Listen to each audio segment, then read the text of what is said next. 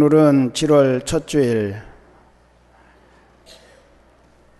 6개월 동안 하나님의 은혜로 평강 가운데 거하게 하시고, 또 오늘 맥주 감사절에 몸과 마음을 바쳐 감사하게 하시는 우리 하나님 앞에 감사를 드립니다.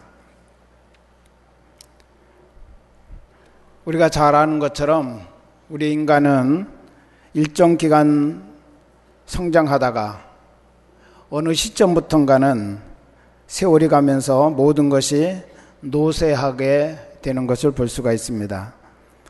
손과 발, 피부와 키, 몸 전체와 목소리까지도 늙어가는 것이죠.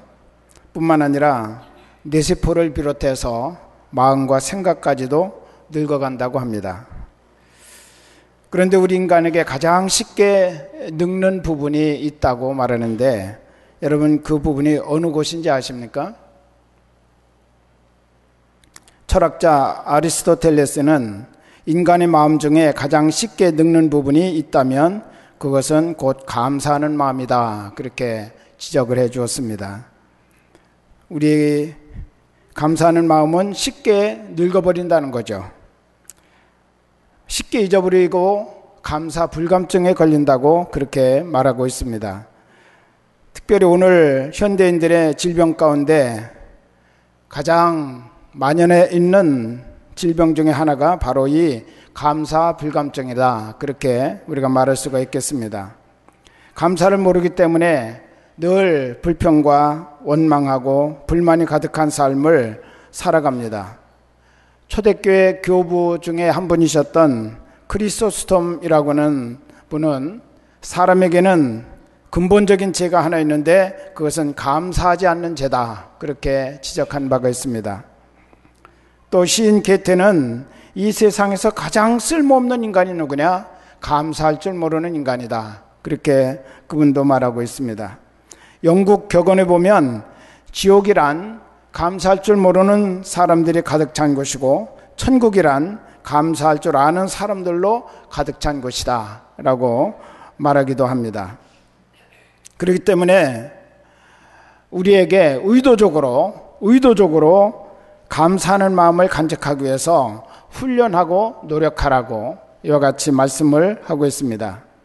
감사는 우리들의 믿음을 재보는 척도이고, 또 기독교 신앙은 감사를 바탕으로 해서 이루어졌다라고 말해도 과언이 아닙니다.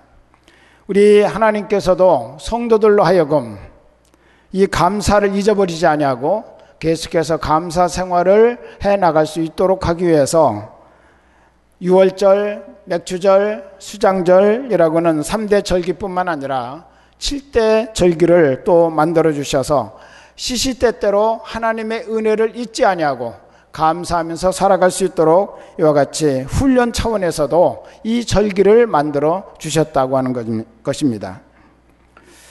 행복이라고 하는 것은 소유에서 오는 것이 아니라 감사에서 온다고 하는 사실은 너무나 잘 알고 있는 이론이면서도 우리들은 때로는 너무 소유에 집착해서 진정한 감사를 잊어버릴 때가 많이 있습니다.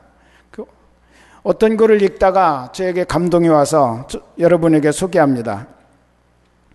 만일 당신이 냉장고에 보관할 정도의 음식이 있고 입을 옷이 있고 머리를 가려줄 지붕이 있고 누워서 잠들 곳이 있다면 당신은 이 세상 25%에 속하는 부자입니다. 여러분은 25%에 속합니까? 아멘이죠. 세계 60억 인구 중에 이런 사람들이 25%밖에 안 된다는 거예요. 또 당신이 만일 은행에 약간 저금한 것이 있고 지갑에는 현찰이 조금 있고 집에 남아도는 그릇이 있다면 당신은 세계 8%에 해당하는 부유층 중에 하나입니다. 여러분 8%에 속한다고 보십니까? 예, 우리나라는 이미 그 정도 수준으로까지 올라와 있습니다. 할렐루야, 얼마나 감사한 일입니까? 또 여기에 더 이어서 만일 당신이 한 번도 전쟁의 위협이나 감옥 생활의 애로움이나 고문의 고통이나 굶주림의 괴로움을 겪지 않았다면 당신은 이 세상에서 그런 일을 겪지 않은 5억 명 중 1명에 속하고 있습니다. 여러분, 정말 이런 일을 겪지 않은 사람은 5억 명 정도밖에 안 된다는 거예요. 또한 만일 당신이 폭행이나 체포나 고문이나 살해의 위험을 걱정하지 않고 주일날 교회에 가서 평안하게 예배를 드릴 수 있다면 당신은 세상에서 그런 축복을 받은 30억 명 중 하나에 해당하는 것입니다. 당신은 생각보다 훨씬 더 부자이며 당신은 생각보다 훨씬 더 행운아입니다. 할렐루야. 이 글을 읽어가면서 제가 잃어버렸던 부분을 많이 뒤집어 생각하면서 감사할 수 있는 그런 기회가 되었습니다. 내가 세계 25% 안에 들어있는, 더 나아가서 8% 안에 들어있는 그런 축복의 사람이구나. 그런데 그만큼의 비례에 맞춰서 우리가 감사하지를 못했구나. 더군다나 아무런 어려움 없이 주일날 평안하게 나와서 이렇게 하나님 앞에 예배를 드릴 수 있는 그런 사람 중에 한 사람이 되었다고는 사실은 너무너무 감사할 조건 중에 하나인데 우리가 너무 당연한 것으로 받아들이는 거예요. 그래서 감사할 줄 모르고 살아갈 때가 많다라고 하는 것입니다. 여러분, 뇌성마비신 송명희 자매를 아시죠? 손가락 하나 제대로 움직이지 못하고 혼자는 거동할 수조차 없는 중증 뇌성마비 장애인인데, 그럼에도 불구하고 그는 비록 건강은 없어도 가진 지식은 없어도 공평하신 하나님의 은혜에 감사하고 하나님을 찬양하는 수많은 아름다운 시를 써서 우리 하나님을 영화롭게 하고 많은 사람의 마음에 감동을 주었습니다. 그 많은 시 가운데 이런 시가 있습니다. 제목은 범사에 감사하라 라고 하는 그런 시인데, 감사절에만 감사하는 자여 범사에 감사하라. 고난주간에만 주의 고난을 기억하는 자여 주 죽으심 언제나 기억하라. 위급할 때에만 기도하는 자여 쉬지 말고 기도하라. 기쁠 때만 기뻐하는 자여 항상 기뻐하라. 이게 보통 사람들이 썼다면 그러려니 하겠지만 정말 기뻐하거나 감사할 수 없는 그런 조건 속에서 머물고 있는 한 사람이 이 글을 썼기 때문에 오히려 우리에게 더 큰 도전과 또 깨달음을 준다고 생각합니다. 여러분, 우리의 감사의 모습은 어떻습니까? 송명희 시인이 지적한 것처럼 감사절에만 감사하는 그런 사람은 아닙니까? 아니, 감사절조차도 진정한 감사를 올려드리지 못하고 있는 그런 상황은 아닌지요. 감사를 잃어버린 삶, 그것은 가장 불행한 삶의 모습이라는 것을 우리가 다시 한번 오늘 생각해야 될 것입니다. 맥주 감사절이란 무슨 뜻입니까?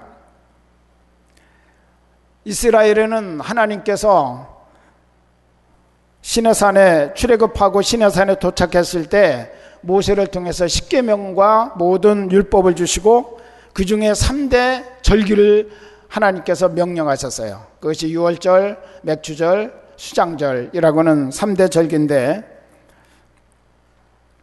유월절은 이스라엘 백성들이 애굽에서 430년의 종살이하고 고통당하다가 하나님의 은혜로 구속받은 것을 기념하는 그런 절기가 유월절입니다. 또 수장절은 이스라엘 백성이 젖과 꿀이 흐르는 가나안 땅에 들어가서 모든 1년의 농사를 다 짓고 창고에 거둬들이고 난 다음에 오늘 우리가 이렇게 받은 축복이 도대체 누구의 은혜인가 생각하면서 그들이 하나님 앞에 감사를 드리는 오늘날 추수감사절과 같은 절기입니다. 그 중간쯤 해서 맥주감사절이 있습니다. 6월절 절기가 지나고 나서 이제 7주간을 계산합니다. 그래서 77이 49, 그래서 77절이라고 그렇게 불러요. 그리고 7주간이 지난 그 다음날 하나님 앞에 감사의 예배를 드린다고 그래서 49의 다음날이면 50일이잖아요. 그 50일은 오순이에요. 오순. 한 수 넘은 열흘이니까 오순이 지난 날이기 때문에 이름 그대로 오순절 그렇게 부릅니다. 더 중요한 의미는 신약이 오면은 이 오순절 날 절기에 하나님께서 약속하신 성령을 모든 백성들에게 내려주셨고 성령이 임하여 사역하면서부터 이 땅에 교회가 세워지기 시작을 했습니다. 그래서 이 땅에 교회를 탄생시킨 분은 바로 성령님이시다. 오늘 이 교회를 세우신 분도 바로 성령님이시다. 그래서 우리들이 오늘 오순절 날은 성령 강림절하고 요즘에는 많이 시간적인 차이가 있지만 이와 같이 영적인 의미는 동일한 의미예요. 칠칠절, 맥추절, 오순절, 성령 강림절 다 같은 그런 절기를 묶어서 다른 표현으로 말하고 있는 것 뿐입니다. 더 중요한 것은 우리에게 이 맥추절은 이와 같이 성령께서 우리에게 임하셔서, 구약의 맥추절은 맨 처음 곡식을 거둔 첫 열매를 하나님 앞에 드리는 그런 것을 하면서 감사했던 그런 절기라고 한다면, 신약의 오순절은 오늘 내가 하나님의 성령으로 말미암아 복음을 듣고 모든 죄와 사망의 권세로부터 구원을 받아서 하나님의 자녀로 첫 열매로 거두어지는, 그래서 하나님 앞에 열매로 온전히 드려지는 그런 존재가 되었다는 것에 대하여 생각하고 기억하며 감사하는 절기가 바로 맥추 감사 절기다 라고 하는 것입니다. 그래서 많은 사람들은 요즘은 뭐 보리 농사도 잘 안 짓고 밀 농사도 잘 안 짓고 요즘은 농경 사회도 아닌데 굳이 이 맥추 감사절을 계속 지속하면서 지킬 이유가 있겠습니까? 라고 말하는 분들이 있는데, 맥추 감사절의 초점은 맥추에 있는 것이 아닙니다. 감사에 있습니다. 우리 하나님께서 우리로 하여금 이렇게 의미를 부여해 주시고 우리에게 계속해서 기회가 되는 대로 감사할 수 있도록 하신다고 하는 사실을 우리가 잊지 말아야 될 줄로 압니다. 오늘 12절에 보면 맥추절의 중요한 의미를 이렇게 말씀하셨어요. 너는 애굽에서 종되었던 것을 기억하고 이 규례를 지켜 행할지니라. 애굽에서 종되었던 그들이 하나님의 은혜로 구원받아 이제 복된 땅 가나안에 들어와서 자유민이 되고 그 땅을 그들이 소유로 삼고 그곳에서 마음껏 농사짓고 그리고 거두어 자기들의 창고에다가 그 소초를 모아들이는 그런 삶을 살 수 있게 된 것에 대해서 다시 한번 감사하는 거예요. 430년 동안 애굽 그 넓은 땅에서 살 때는 땅도 넓고 물도 풍부하고 모든 것들이 많았지만, 그러나 아무리 땀 흘려 힘쓰고 애쓰고 농사를 지어도 그들의 것이 아닙니다. 노예는 자기 소유가 없기 때문에 농사지면 다 가져가는 거예요. 그렇다고 해서 또 자유가 주어진 삶이냐? 그렇지도 않아요. 언제나 이와 같이 종살이하던 그런 생활 속에서 우리 하나님을 구원하시고 자유민이 되게 하시고 그들에게 소유를 주시고 그들로 하여금 땀 흘려 농사짓는 대로 그 거두어들인 것을 그들 스스로가 먹을 수 있는 이런 축복을 주신 것에 대해서 우리 하나님 앞에 감사할 수 있도록 하셨다는 것입니다. 마찬가지로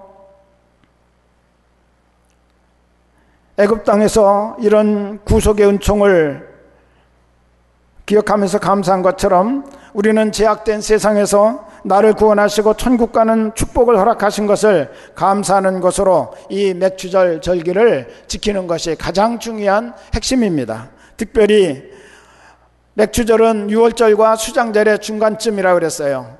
이 긴 기간 동안 혹시 감사를 잃어버릴까봐 하나님의 맥추절 절기를 하나 더 넣어주셔서 감사를 잊지 않도록 하셨다고 하는 것입니다. 우리가 2012년 한 해 동안 6개월을 돌아보면서 하나님의 은혜가 너무 크고 감사하고 오늘날 나된 것이 바로 하나님의 인도하심과 하나님의 보호하심과 하나님의 축복하심이라는 것을 깨달으며 우리가 하나님 앞에 다시 한번 감사의 예배를 드리는 것이 바로 이 맥추 감사절의 중요한 의미라는 것을 잊지 마시기를 바랍니다. 이스라엘 백성들이 실제로 맥추절을 지키게 된 것은 이 신명기 16장, 이 신명기서는 이스라엘 백성들이 가나안 땅에 들어가기 전에 주어진 말씀이에요. 광야에서 주어진 말씀이에요. 근데 그때 이미 우리 하나님께서 맥추절을 지켜라 그렇게 명령하신 것입니다.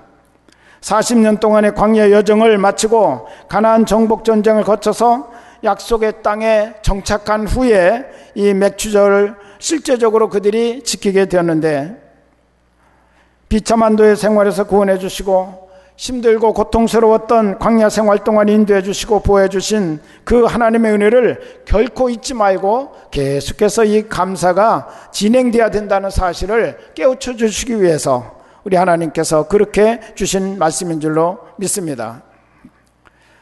하나님은 신명기 8장에서 이스라엘 백성들이 지금은 고난 가운데 있기 때문에, 지금은 정처 없는 나그네 세월이기 때문에 혹시 너희들이 나 없이는 살 수 없다는 것을 너무나 뼈저리게 느끼고 나를 신뢰하고 나를 믿고 나를 따르는지 모르지만, 너희가 이제는 가나안 땅에 들어가면 너희 땅이 생기고 너희 농사할 수 있는 그런 그 모든 조건이 생기고 거두어들여서 쌓아놓고 먹고 쉬고 편히 생활할 수 있는 그런 모든 조건이 조성되고 등 따숩고 배부르게 될 때가 되면 그때도 나를 잊지 않냐고 감사하겠느냐. 그 부분에 대해서 우리 하나님이 초점을 맞추시고 이렇게 말씀하셨어요. 신명기 8장 12절부터 14절에 보면, 네가 먹어서 배부르고 아름다운 집을 짓고 거주하게 되며 또 내 소와 양이 번성하며 내 은금이 증식되며 내 소유가 다 풍부하게 될 때에 내 마음에 교만하여 내 하나님 여호와를 잊어버릴까 염려하노라. 그때도 여전히 감사가 필요하다는 거죠. 그때도 여전히 하나님의 은혜 가운데 우리가 살아가고 있는 존재라는 것을 잊지 말라는 것입니다. 오늘 우리가 우리 역사를 돌아보아도 고난의 역사, 정말 삶이 어려웠던 그런 역사, 모든 삶의 조건이 아주 힘들었던 그런 역사 속에 있을 때는 우리가 더 많이 매달렸고 더 부르짖어 기도했고 더 오히려 하나님의 은혜에 감사하면서 우리가 살아갔던 그런 날들을 기억합니다. 근데 오히려 더 삶의 조건이 좋아지고 편안해지고 모든 것들이 풍성해진 지금은 감사가 더 줄어들어가고 있다고 하는 사실이에요. 이스라엘 백성들을 바라보시던 하나님의 그 마음을 오늘 우리가 다시 한번 기억해야 될 것입니다.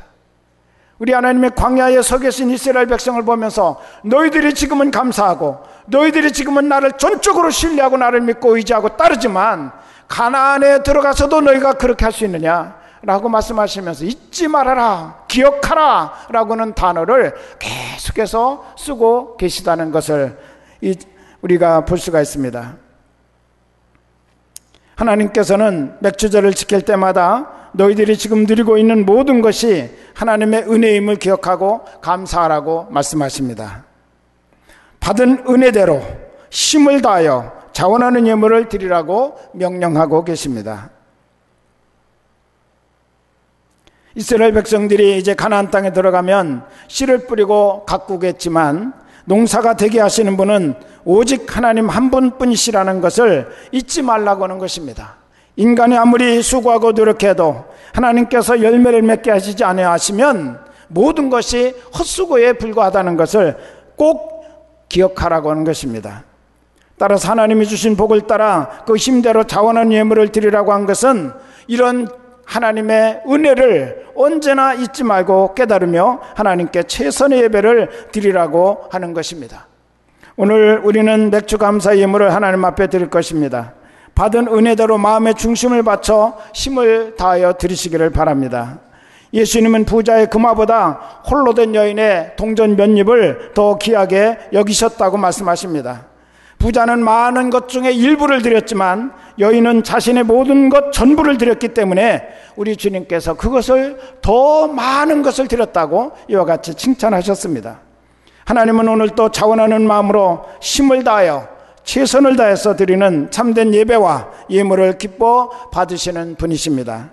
우리가 맥주절을 지키는 것은 첫째는 하나님을 인정하는 것이고 두 번째는 하나님의 은혜에 감사로 예배드리는 것이며 세 번째로는 항상 하나님을 기억하는 가운데 하나님 중심으로 살아가겠다고 하는 헌신을 다짐하는 그런 기회가 되기도 합니다. 아까도 말씀드렸지만 맥주절은 신약이 오면 오순절 또는 성령 강림절로 바뀌어지게 됩니다. 성령께서 오심으로 오늘의 교회가 세워졌습니다. 그러므로 우리는 교회를 통해서 구원받고 신앙 훈련받고 믿음 생활하고 성령 충만해서 전도함으로 천국의 일꾼으로 쓰임받고 있음에 대해서 감사하는 마음을 언제나 하나님 앞에 드려야 되겠습니다. 감사는 환경의 문제가 아니라 믿음의 문제입니다. 사실 형편과 조건이 좋은 사람이 더 많이 감사할 것 같지만 절대로 그렇지 않습니다. 믿음이 좋은 사람이 더 많이 감사하고 더 풍성하게 감사하는 것을 볼 수가 있습니다.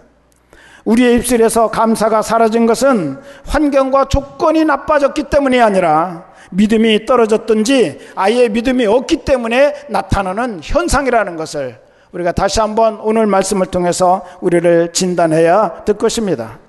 그러므로 우리가 기도해야 될 기도 제목은 나에게 감사할 수 있는 믿음을 주시옵소서 라고 우리가 기도해야 된다는 거예요.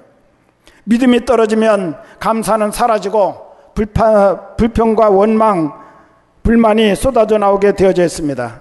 반면에 믿음의 사람은 어떤 조건에서든지 어떤 환경에서든지 감사할 수 있는 삶을 살아가게 되는 것입니다. 우리 장로교회 초창기 교회 중에 하나인 세문안교회를 섬기시다가 소천하신 김동익 목사님의 글 가운데 감동적인 기도문이 있습니다. 때때로 병들게 하심을 감사합니다. 인간의 약함을 깨닫게 하시기 때문입니다. 이분이 암으로 투병하시다가 이제 마지막 하나님의 부름을 받으셨는데 바로 이 부분을 그분이 지적을 해서 기도했습니다. 때때로 병들게 하심을 감사합니다. 인간의 약함을 깨닫게 하시기 때문입니다. 일이 제대로 안 되게 틀어주심도 감사합니다. 그래서 나의 교만을 반성할 수 있었기 때문입니다. 땅과 고생의 잔을 맛보게 하심을 감사합니다. 그렇기 때문에 나는 주님의 사랑과 능력을 더 깊이 깨달으면서 살 수 있습니다. 할렐루야. 여러분, 정말 이것이 우리들의 기도가 되기를 바라고 저와 여러분의 기도가 되기를 바랍니다.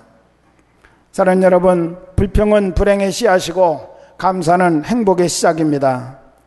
지금도 사탄은 우리의 귀에다 대고 조용히 이렇게 속삭입니다. 항상 낙심하라. 쉬지 말고 원망하라. 범사에 불평하라. 이는 너희를 향한 사탄의 뜻이니라. 불평하면 사탄의 지배를 받는 사람이 됩니다. 어떤 상황, 어떤 조건 속에서도 원망과 불평이 일어나면 그 배후에는 언제나 사탄이 진치고 있다는 사실을 여러분 잊지 마십시오.